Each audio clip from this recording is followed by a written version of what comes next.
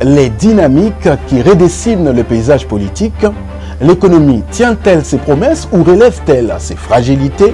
Et surtout, comment les Congolais vivent-ils ces transformations au jour le jour, sans tabou, sans filtre? On en fait le tour d'horizon. Des faits, des analyses, mais des clés pour mieux comprendre.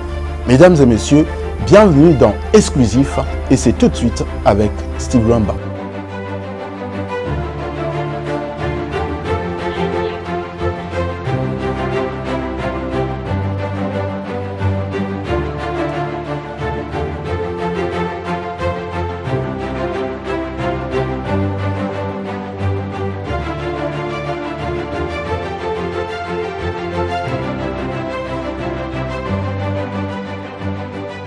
Monsieur Steve Luamba, merci d'être de nouveau de nôtre.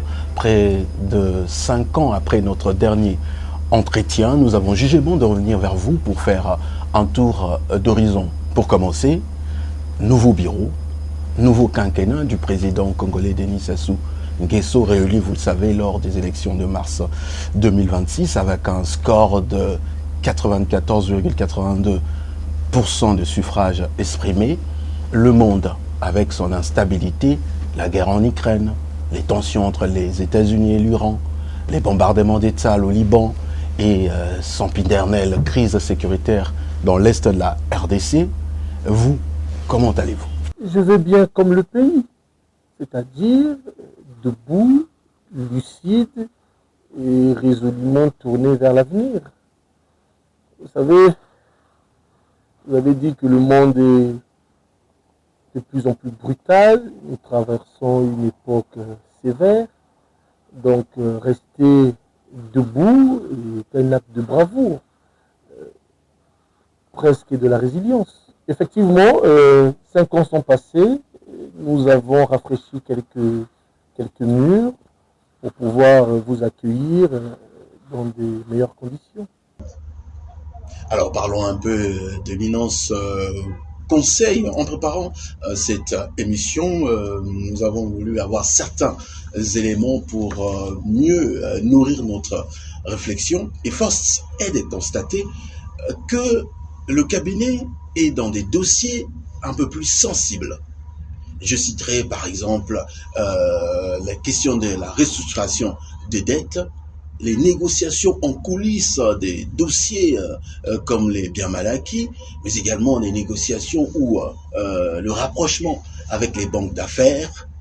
Éminence Conseil est dans les couloirs des pouvoirs, non seulement en République du Congo, en Côte d'Ivoire également, et on parle même que vous participez très activement à la campagne auprès de Romuald Ouagani. Et dans le milieu parisien des affaires, on cite également Éminence Conseil. Alors ma question est de savoir, nulle part alors vous apparaissez officiellement. Pourquoi? De quoi avez-vous peur? Ou alors pourquoi ces cultes de secret? Non, la confidentialité n'est pas un argument chez nous, c'est une discipline. Nous sommes un cabinet d'affaires. Ce qui est à savoir sur le cabinet Éminence Conseil est public. Et donc, je me ferai un plaisir de vous dire ce que nous faisons ici. Concrètement, nous accompagnons les entreprises comme les États dans certaines de leurs décisions stratégiques. Nous intervenons sur plusieurs axes, 3 essentiellement. Le droit et la fiscalité. Nous sécurisons les opérations, optimisons la fiscalité de nos clients. Nous faisons de la rédaction des instruments juridiques, par exemple, concevoir des contrats clairs, solides et adaptés aux enjeux. Nous faisons aussi de la restructuration d'entreprises, réorienter ou transformer une activité pour la rendre plus solide et plus performante. Le troisième axe que nous appelons stratégie d'influence. Nous aidons les États, les grandes entreprises à défendre leurs intérêts, peser dans les négociations qu'ils ont avec leurs partenaires. Et nous avons aussi notre capacité d'influence à produire des notes blanches que nous appelons les notes blanches, c'est des notes confidentielles où nous donnons un avis technique sur un certain nombre de sujets. Mais je vois bien que la question que vous voulez poser est que deviennent nos travaux et qui sont nos clients finaux. Je veux être également très clair sur cette question qui parfois relève du fantasme. Le cabinet s'appelle Éminence Conseil. Le nom, on dit long. Nous sommes dans la logique modeste, évidemment, des éminences grises, c'est-à-dire influencées, structurées, orientées, sans jamais chercher la lumière. La discrétion n'est pas une contrainte chez nous, c'est une méthode de travail. J'estime que les dossiers sensibles ne se gèrent pas dans les réseaux sociaux. Donc nous assumons cette position. Aujourd'hui, malheureusement, tout se montre, tout se commente, tout se diffuse. Nous faisons l'inverse. Aucun dossier ne sort, aucun client n'est exposé, aucune fuite n'est à déplorer, en tout cas jusqu'aujourd'hui, et nous ne faisons pas d'exception. Dans notre métier, parler est une faute. Vous savez, il y a des amis qui sont avec moi tous les jours. Ils sont incapables de vous dire qui sont mes clients et qu'est-ce que nous faisons. Donc, nous en avons fait un credo, une méthode de travail, que le secret, la confidentialité est notre ADN. Toujours sur Éminence Conseil, il semblerait que vous vous impliquez dans la restauration des dettes des États. Et au Congo, on le sait bien, cette question de la dette est un élément paralysant pour la croissance économique. Et tiens, d'ailleurs, le tout dernier rapport de la CCA fait état d'une dette publique de plus de 8 000 milliards de francs CFA. Et juste une idée pour donner l'ampleur de ces chiffres, ça représente 3 fois le budget annuel de l'État. Et pour revenir donc à la question, on voit bien que cette question de dette est très importante. Et comment Éminence s'implique pour aider les États à restructurer leurs dettes? Bon, en réalité, il y a beaucoup de fantasmes sur la dette des États en général et celle du Congo en particulier. Le vrai danger n'est pas la dette, c'est ce qu'on en fait. La dette ne tue pas un pays, mais une dette sans rendement devient un fardeau et non un levier. Hier encore, je lisais le Financial Times qui rappelait que la dette mondiale globale s'élevait à près de 348 000 milliards. Donc, arrêtons l'hypocrisie. La dette n'est pas un problème. Le vrai sujet, c'est son usage. Une dette qui produit enrichit. Une dette mal utilisée appauvrit. Ce qu'il faut comprendre est simple. Un pays peut s'endetter et se développer, mais à condition qu'il transforme évidemment cet argent en richesse, en production et en croissance. Quand la dette ne crée pas de la valeur, elle devient un frein. Aujourd'hui, par exemple, le vrai sujet, ce n'est pas combien on doit, c'est qu'est-ce qu'on a fait de chaque franc emprunté. Parce qu'une dette utile est un levier pour notre économie, mais une dette mal utilisée devient une chaîne. Regardons la réalité en face. Aujourd'hui, ce n'est pas le poids de la dette qui nous étrangle, ce sont les intérêts que génère cette dette qui nous asphyxie. Quand les intérêts d'une dette deviennent plus lourds que notre capacité à payer, la dette cesse d'être un outil et devient une alerte rouge pour les marchés financiers. Et comme nous peinons à honorer notre engagement mécaniquement, les agences de notation nous sanctionnent. Résultat, chez Moody's ou chez Standard & Poor's, nous sommes classés catégorie junk. Hier encore, j'appelais un responsable de Moody's qui m'expliquait que le Congo est passé en catégorie junk. C'est un mot un peu technique. Autrement dit, ce sont des pays considérés comme risqués, fragiles et sous la menace de défaut de paiement. En conséquence, les investisseurs exigent des taux très élevés pour prêter. En clair, on te prête, mais on se protège parce que on doute de toi. Et le Congo est précisément à ce point de bascule. Ce n'est pas pour autant que nous ne devons plus emprunter. Simplement, lorsque nous repartons sur les marchés financiers, gardons un œil vigilant sur le monitoring de la dette pour en mesurer sa soutenabilité, puisque la dette devient aujourd'hui le goulot d'étranglement de notre croissance. Il faut rassurer les marchés. J'ai vu une note passer hier ici qui m'informait que le ministre des Finances était à Washington pour parler, discuter, rassurer les détenteurs de la dette souveraine du Congo. C'est ce qu'il faut faire.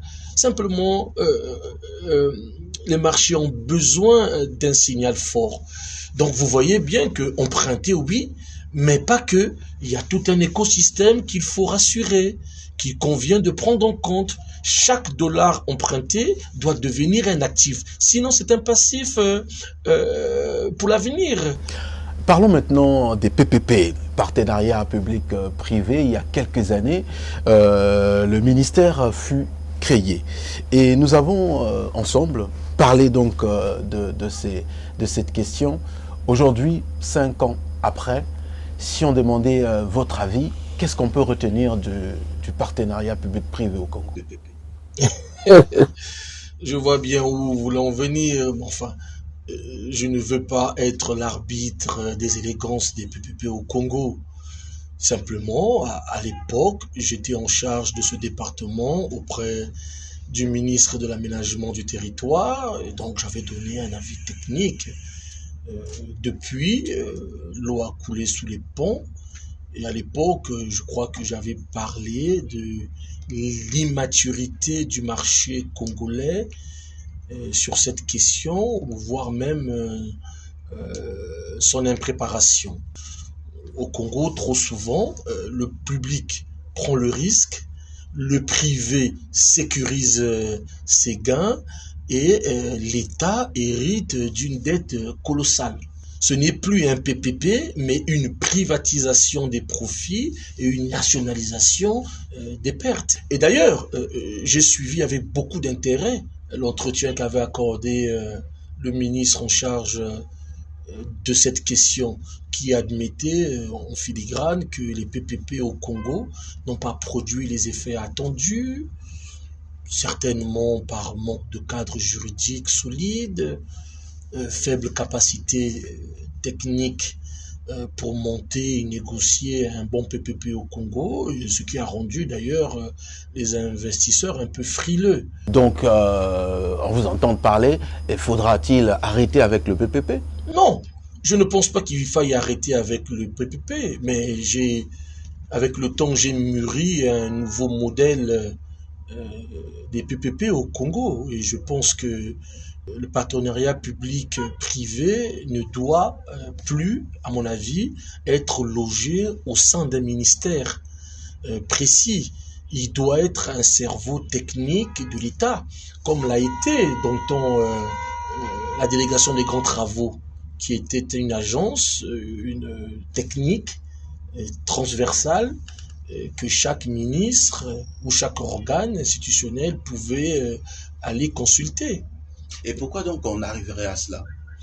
L'idée centrale est simple. Je vais essayer de schématiser un peu, mais c'est beaucoup plus complexe dans sa mise en œuvre. Aujourd'hui, par exemple, un PPP est traité comme une administration classique. Et je pense que c'est une erreur. Un PPP, ce n'est pas de la bureaucratie, c'est de l'ingénierie, c'est du droit, c'est de la fiscalité, et c'est de la finance, c'est de la stratégie. Donc vous voudriez dire qu'il faut qu'on change de logique? Non, nous ne changeons pas de logique, nous changeons simplement de paradigme. C'est-à-dire que on sort le PPP actuel sous le modèle ministère, on crée une agence technique nationale des PPP que l'on place sous l'impulsion directe du Premier ministre pour lui donner une autorité institutionnelle et donc sa dimension transversale. Et qu'est-ce que cela va changer? Parce que un PPP concerne tous les ministères. Vous avez le ministère de l'énergie, la santé, les routes, le numérique. Donc, comment fonctionnera cette agence? C'est simple, je vais encore schématiser. Par exemple, un ministre ou un ministère ou une institution veut se lancer dans un partenariat public-privé. Cette fois-ci, il ne va pas seul. Il saisit donc l'agence que l'on aura préalablement créée. Cette agence aura pour rôle d'analyser la fiabilité du projet et même d'ailleurs son opportunité, structurera le cadre juridique des contrats parce que ce sont des contrats extrêmement lourds, sécurisera le montage financier et évaluera les risques pour l'État. Et une fois que cette agence a donné un avis technique qui devra être obligatoire, donc pas d'avis de l'agence, pas de PPP. On peut considérer ça comme une rupture. Est-ce que vous pensez que c'est une rupture? Peut-être pas une rupture, mais une continuité logique de ce que le ministère a déjà fait. Je pense qu'une seule structure avec beaucoup d'expertise permettrait de mieux structurer le PPP en agence qu'en ministère, parce que au sein de cette agence, vous allez réunir des juristes, donc des spécialistes des contrats complexes, des financiers, pour pouvoir faire de la modélisation, de la rentabilité financière, des ingénieurs, pour voir la réalité technique des projets, des spécialistes du risque et de la dette de l'État. Aujourd'hui, qu'est-ce qui se passe? Chaque ministre porte son projet de partenariat public seul dans son coin. Donc, il y a un manque cruel de compétences pour structurer ou faire le suivi de cela. Je ne pense pas qu'au ministère actuel des partenariats publics, les pauvres ont tous les experts sur cette question. Et donc, la plupart des contrats sont déséquilibrés, puisque en défaveur de l'État d'ailleurs, puisque aujourd'hui, vous avez en face de vous des investisseurs qui viennent avec toute une armée de collaborateurs. Vous avez des techniciens, vous avez des ingénieurs, une batterie de juristes. Face à eux, nous avons quelques experts. Donc, ce qui fait que parfois c'est déséquilibré. Donc, le risque du côté de l'État est parfois très mal évalué. Voici la réalité d'aujourd'hui. Mais demain, avec la création de cette agence technique des PPP, nous aurons une méthode unique, une expertise centralisée, des contrats mieux négociés, une vision globale de la dette et des engagements mieux maîtrisés. Donc, un bon PPP, c'est quoi? Un bon PPP ne se signe pas vite, il se construit lentement, durablement. Et donc, pour bien construire un PPP, il faut une tête, pas 10 mains désorganisées. Et d'ailleurs, comme l'a dit en substance le ministre en charge de ce secteur, le vrai problème du PPP au Congo, ce n'est pas l'outil, c'est la manière dont on l'utilise. Tout à l'heure, vous avez parlé de placer l'agence PPP sous l'autorité du Premier ministre. Et pour cela, il faut un Premier ministre avec une forte autorité pour agir. Et depuis quelques heures, on attend ça et là des noms qui circulent sur le prochain Premier ministre. Quel est votre avis là-dessus? Écoutez, ce sont des spéculations fantaisistes. Et aller sur ce terrain serait certainement hasardeux. Je crois qu'il faut être sérieux.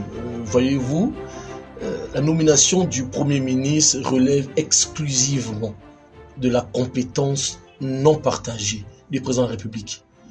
Ce sont des prérogatives qui lui appartiennent pleinement et il exerce en fonction d'un seul critère. Qui est capable de mettre en œuvre de façon efficace le projet pour lequel il a été élu. Il connaît parfaitement bien, croyez-moi, le personnel politique congolais. Ensuite, il décide avec lucidité, sagesse, dont on le connaît. Maintenant, là où le débat, à mon avis, devient utile, c'est sur le profil idéal que pourrait être le prochain Premier ministre. Ma réponse partira certainement d'un constat froid. On l'a dit au début de l'émission, l'époque est sévère, le monde est brutal, avec des crises économiques endogènes. Les attentes sociales sont de plus en plus fortes, de plus en plus exigeantes. L'environnement international est instable. Dans ce contexte, on ne peut pas se permettre d'improviser.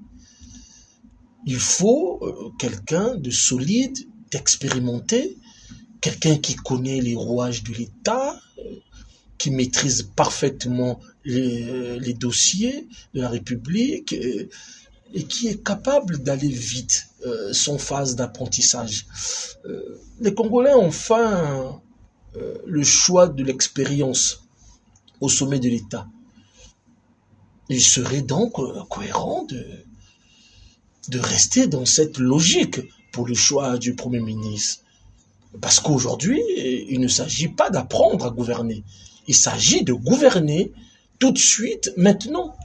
Les enjeux sont tellement importants. Et donc, à la tête du gouvernement, il faut des hommes et des femmes solides.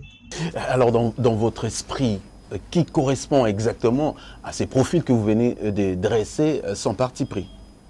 Bien évidemment. Bien évidemment. Je vais être direct, puisque votre question ne souffre d'aucun détour. Le Congo a des compétences. Et quand il faut trancher, il faut assumer. Pour moi, sans détour, parce que je connais l'homme, je pense que le ministre d'État Jean-Jacques Bouya est en capacité de relever ce défi. Pourquoi? Vous me poserez la question. Parce qu'il maîtrise les dossiers de l'État, pas en surface, vraiment en profondeur. Parce que c'est un homme qui est d'une loyauté sans faille au président de la République. Parce qu'il a l'autorité, sans brutalité, mais parce que c'est un homme de résultats. Parce que c'est un bosseur infatigable, et pas seulement dans les discours. Parce que à l'international, il est très écouté. D'ailleurs, pour l'anecdote, vous savez, je parlais tout à l'heure de c'est un travailleur infatigable. À l'époque, quand j'étais son conseiller en charge des affaires juridiques et administratives, nous nous rendons à Washington avec le ministre d'État Ondongo. Oui.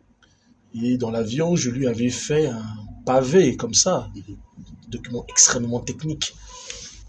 Et nous sommes arrivés à Washington et nous avons refait un tour de table. La réunion a été dirigée par le ministre d'État Ondongo et le ministre Bouya devait faire un peu la revue générale. Alors, il m'a extrêmement impressionné sur sa capacité de travail. Il avait eu quelques heures juste pour prendre connaissance de ce dossier et à la limite, on penserait qu'il est expert. Il a une capacité d'absorption des dossiers et puis il est très municié.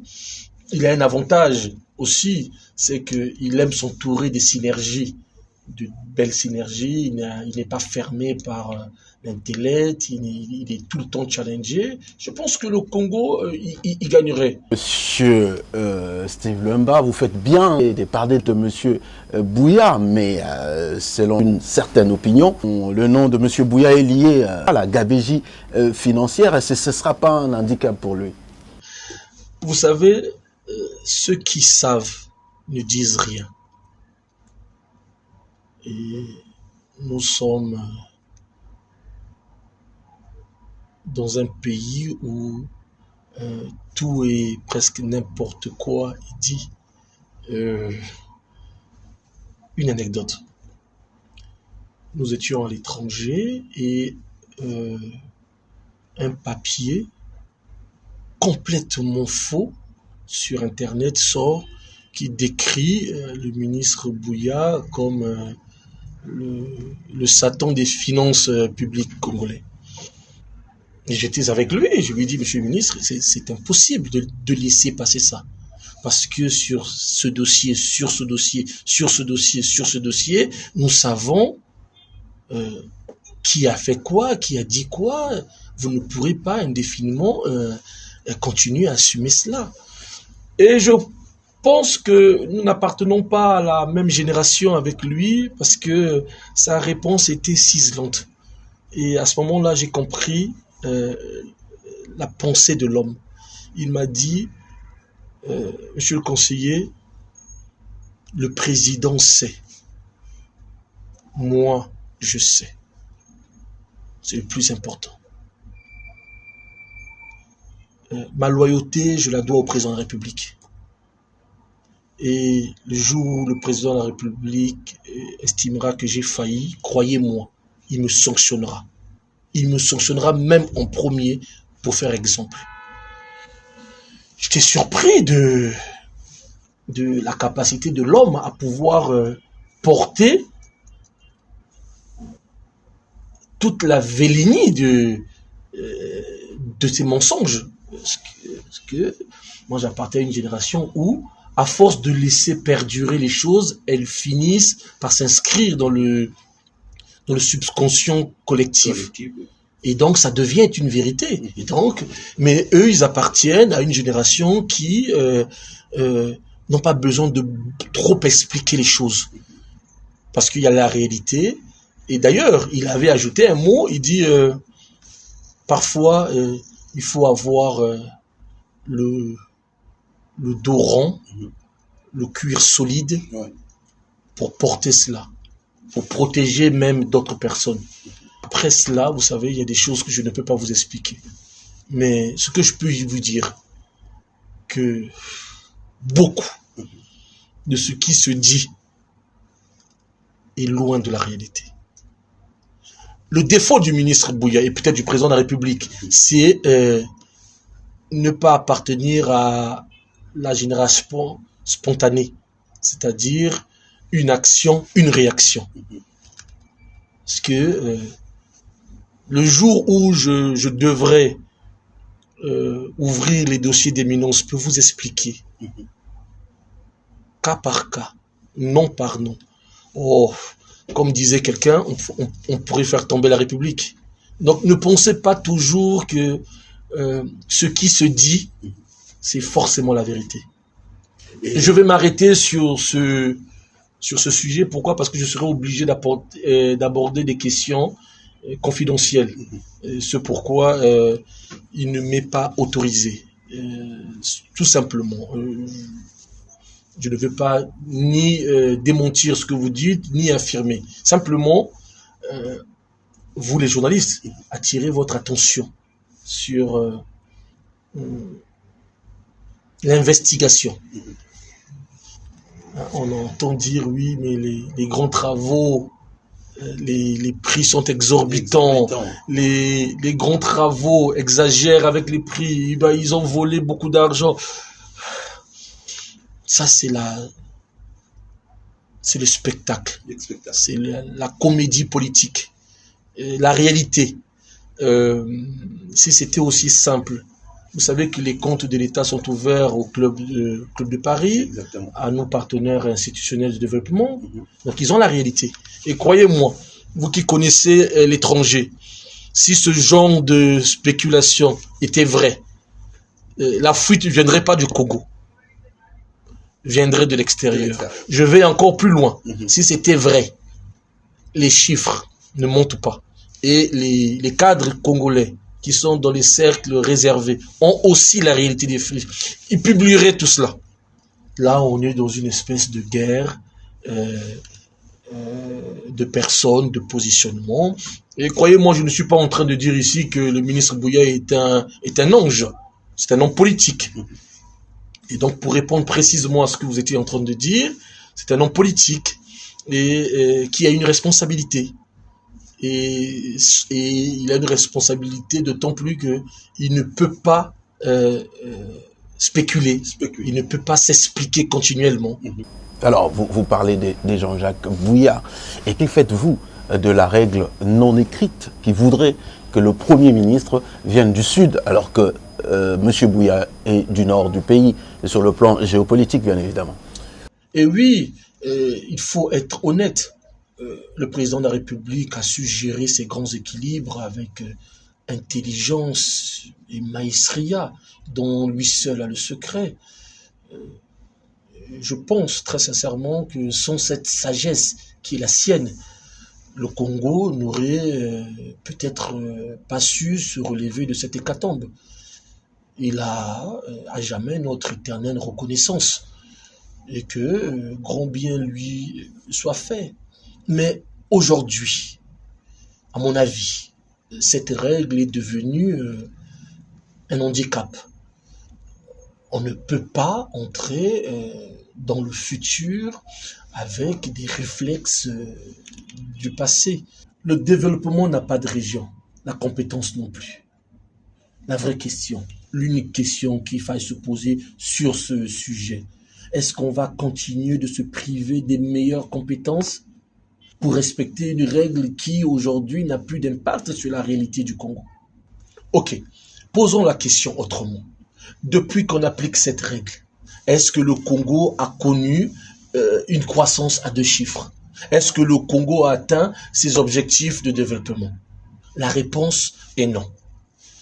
Pardonnez-moi, je ne veux pas être irrévérencieux, mais je pose ici simplement un diagnostic, peut-être un peu brutal, mais je le pose. Comprenez-moi bien, je ne le dis pas pour que absolument que le ministre d'État Bouya soit nommé, mais je le dis parce que je le connais. Je connais sa capacité dans le travail, à mettre ensemble les synergies dynamiques, à aboutir à des résultats. Et je ne veux pas ici d'ailleurs le compromettre. Il n'est pas informé de l'étendue de nos échanges. J'ai cité le ministre Bouya parce que vous m'avez demandé de donner un nom, mais j'aurais pu aussi citer le ministre Fila, le ministre Jean-Bruno Itoie, qui sont des hommes de qualité. Et si nous voulons innover, et pourquoi forcément un homme comme Premier ministre, on pourrait aller beaucoup plus loin dans la logique et nommer une femme. Pourquoi pas, par exemple? Bien sûr, vous avez la ministre Adélaïde Mungani, une dame brillante et d'une grande valeur. Vous avez la ministre Claudine Mounari, qui connaît parfaitement la mécanique de l'État, pour avoir été directrice de cabinet du président, voilà, et ministre à la fois. En République, vous savez, le principe, c'est la compétence. La géopolitique est l'exception. Alors, de cette exception, d'aucuns vous opposera. Cette exception qui confirme donc la règle, mais au-delà de ça, on sait bien que cela fonctionne depuis plusieurs années, et les Congolais sont déjà habitués, c'est prêcher dans le désert, non, vous pensez pas? Nous devons déboulonner cette règle. Toutes les couches de la société souffriront de cela. Enfin stratège, le président de la République a su équilibrer cette politique. Sommes-nous certains que nous autres auront la même habilité politique sans pour autant tomber dans le népotisme aggravé ou simplement dans la discrimination positive. Permettez-moi d'émettre une réserve. Donc, il faut choisir. Soit on continue à gérer les équilibres politiques, soit on décide enfin de produire des résultats économiques. Aujourd'hui, les enjeux sont clairs. L'industrialisation, la diversification de l'économie, la création de richesses. Et ça demande des compétences, pas des compromis. Vous me parlez tout à l'heure que le pays est habitué à cela. Mais, excusez-moi de vous le dire, un pays ne se développe pas avec des habitudes. Il se développe avec des hommes et des femmes compétents, capables d'agir. Parlant du gouvernement, le président de la République décide de vous nommer comme membre de ce prochain gouvernement. Votre réponse sera bien évidemment oui. Écoutez, il faut apporter de la clarté au débat politique. Le président de la République n'a pas besoin de ma personne pour gouverner.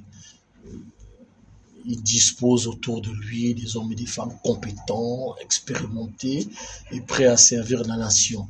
C'est pas de la fausse modestie. Non, nous n'allons pas lui ajouter une équation supplémentaire. Je crois qu'on peut servir son pays de plusieurs manières. Le service de l'État ne se limite pas à un portefeuille ministériel. On peut être utile par ses idées, par le travail et par les résultats. Pour ma part, je suis un homme de mission, plus qu'un homme de fonction. Là où je suis utile, je m'engage totalement. Le jour où une mission s'achève, j'en relève une autre. Si un jour le président de la République estime que je peux être utile ailleurs, alors la question se posera à ce moment-là, naturellement. Pour l'instant, je dirige depuis 8 ans, maintenant 9 ans, Éminence Conseil. Il n'est pas très mécontent de cela. Et pour tout vous dire, je ne cours pas derrière les postes ni les titres. Je cours après l'efficacité et le service du pays. Hier encore, pour une anecdote, je recevais un ami ministre qui s'inquiétait du devenir de son devenir, plutôt au sein de l'équipe gouvernementale. C'était à moi de le rassurer, de lui dire qu'il y a une vie exaltante après le gouvernement. Lorsque le président de la République vous fait l'insigne honneur de servir le pays pendant 5, 10, 15, voire même 20 ans, le jour où il vous descend de la charge publique, ce n'est pas un drame, plutôt de la reconnaissance. Bon, et même pour vous-même, il peut y avoir de l'usure et une certaine forme de monotonie. Cela ne voudrait pas dire que vous avez démérité. Simplement, il y a une époque, un nouveau projet, et le président décide avec une autre équipe pour avancer, pour impulser une nouvelle dynamique. Mais cela ne veut pas dire qu'on a démérité. On a servi son pays. Une fois qu'on est sorti, on est descendu de charge, on peut faire autre chose. Alors, je vais vous couper justement parce que, mesdames et messieurs, nous faisons cette émission et nous venons de recevoir en direct la nomination par le président de la République qui reconduit le Premier ministre Anatole Koliné Makosso à ses fonctions de chef du gouvernement. Je vais avoir votre réaction à chaud. Est-ce que ça vous surprend et quel est votre avis là-dessus? Je vous le disais en préambule, la nomination du Premier ministre est de la compétence exclusive du président de la République. Et je pense que ce choix, le président de la République l'a animé dans une certaine rupture dans la continuité. Et que je suppose, si je fais un peu de spéculation politicienne, dans quelques mois, dans 18 mois, je pense, au moins, nous aurons les législatives. Peut-être veut-il reconduire ce Premier ministre jusqu'aux législatives et ensuite donner une nouvelle impulsion. Mais on revient encore à ce que je vous disais. Nous sommes dans des spéculations hasardeuses parce que le président de la République est détenteur du temps et des horloges politiques. Donc il sait qui est plus en phase ou pas à l'instant T de décider. Donc si M. Koliné Makosso a été reconduit, donc nous ne pouvons que nous féliciter de cela. Pourquoi? Pour le Congo, Ouais. pas pour les hommes, les individus. Nous félicitons que le président de la République n'ait pas laissé vacant trop longtemps le poste de Premier ministre. Très chers téléspectateurs, c'est officiel. Le Premier ministre Colini Makosso va donc poursuivre la marche. Et on parle plutôt d'accélérer la marche vers le développement. On va quitter donc ces chapitres pour parler d'une autre question.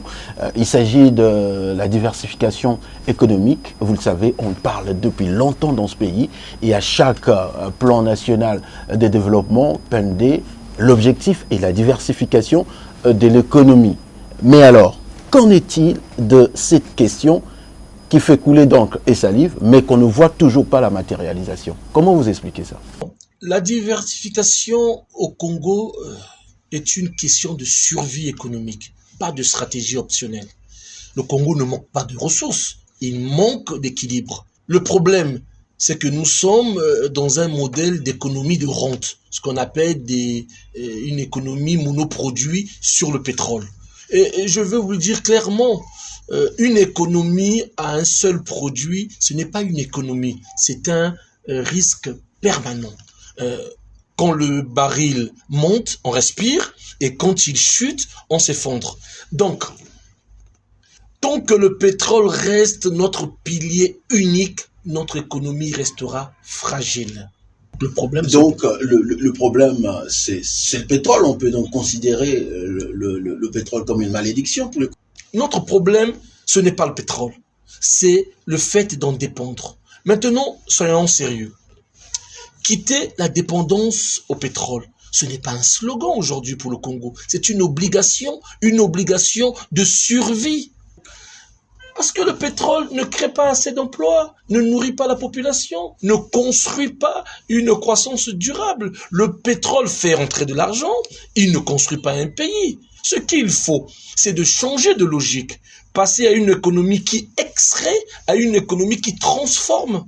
Et ça, je pense que tout le monde le sait, on le sait bien, qu'il faut de la valeur ajoutée.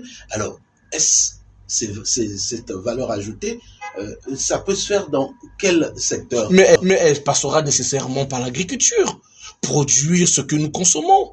Donc stopper cette espèce d'importation massive, la transformation locale, le bois, le manioc, les minerais, importer ce qu'on mange et exporter le brut, ce qu'on produit. C'est organiser